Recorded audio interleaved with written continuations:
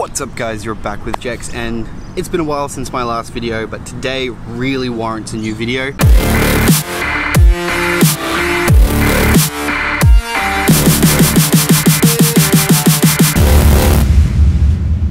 It is Articuno Day. I feel like it's got a better name than that. We've never had an event like this. We've never had a raid boss only available for 3 hours.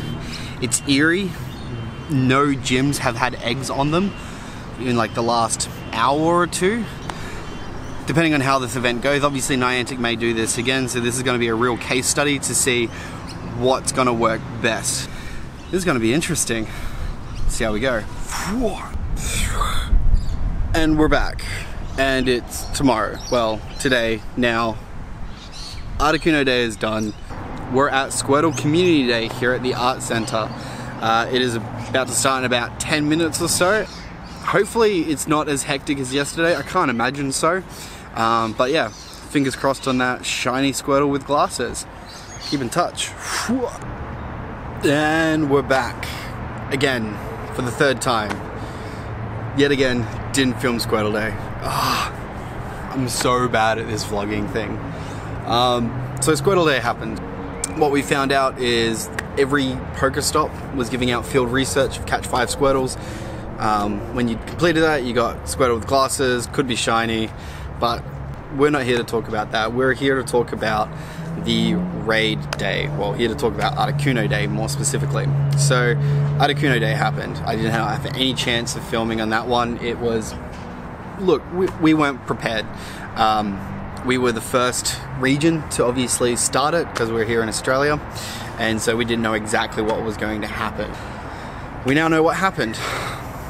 Every gym got an Articuno raid with a 3-hour timer on it. So it was just a matter of knowing your gyms, knowing how to get to each of the gyms, and fighting it and going on to the next one. As many as possible, or wanting to do within that 3-hour window. My Articuno Day had 1 car. We had between 6 to 8 accounts, depending on which accounts were playing in it.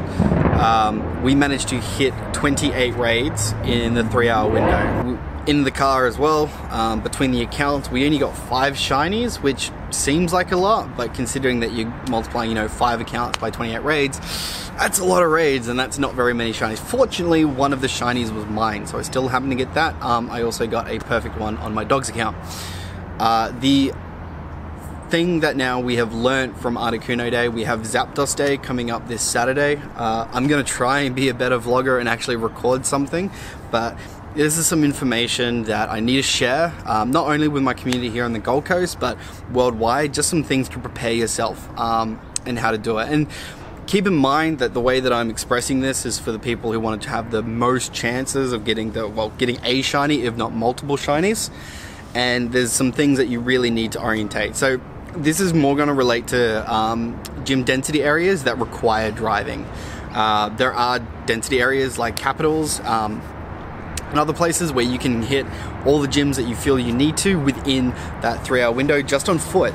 But this is going to be mainly aimed at the density areas that require driving. So things that we learned. Number 1, you need to make sure that you've pre-bought your raid passes. We had so many times where you wouldn't miss out on a lobby, but it was frustrating and tense making sure that you didn't have now. Now remember, you get 5 free raid passes. Now they're from the first 5 gyms that you spin, but you still need to have space in your bag to be able to spin. Now what happens is that because you're doing so many frequent raids, your bag keeps getting full and full to a point where you can't buy anymore. You need to empty bag space, and that's wasted time, etc, etc. So factor in how many raids that you're looking at doing. I'm going to aim for 35 this time, so I want to come preloaded with 30 raid passes. Keep in mind you can save your free one from the day before, you get the free one on the day, and then you get your 5 extras. Some people haven't been getting that free one on the day on top of the 5 extras, so take that into account. Second of all, the driver is just doing that, driving, because there's a couple of game mechanics that you can exploit that allow you to get as many raids in as possible, and the driver cannot be playing. The sole goal is to get from gym to gym to gym. So when you jump into the lobby, you've obviously got a 2-minute timer. that's not something you can pass. That does have to happen. Use that to get a drink or whatever you need to do in that 2 minutes.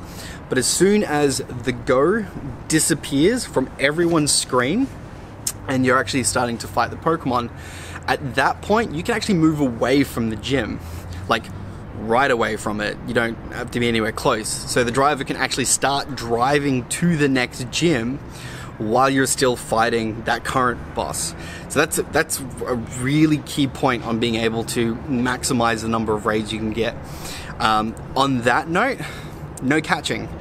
I know this seems weird. I really have a thing about having good catch rates when it comes to my legendaries. Articuno's already been ruined. Zapdos is going to get ruined too. So if you encounter one and it's not better than one that you've already got, or a perfect, or obviously a shiny, run from it. Get ready for the next raid, because if you miss out on that window, you won't be in that raid. And that's got to be an accepted practice from everyone in the car. Like, obviously you want to catch your good ones, but you will miss that raid while you're catching the good one, because as soon as it's fought, you should be starting the next lobby straight away. Another thing that I really want to point out as well is when you're in the lobby, you can be 80 meters away from the gym before it kicks you out. Now, if you're on foot, this is not terribly a concerning matter. It's more so for the people that are driving. Now, it really depends on what situations that you're in. You may have a matter of, at a set of traffic lights, you can jump in to the gym, get in there, and then you'll be just out of the way when you move through it, but you'll still be within 80 meters when the actual fight starts. That's a key thing. Make sure that the group of people that you're going with are all on the same page as you as well. Because if you've got half your car or half your group of people that are wanting to catch and the other half that don't, that's not going to work. You're going to have a whole bunch of people waiting for the ones that are catching, and they don't want to. They just want to keep getting as many as possible. So take that into account.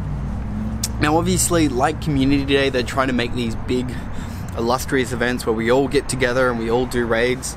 I hate saying it, but that's really, to be the most effective in getting as many raids as possible, nope, not the way to do it. Or you just need to have your set group of people, making sure you can obviously kill it by yourself, which have all agreed on the same practice. If you're going to run from it, if you're going to catch from it, how that's going to work.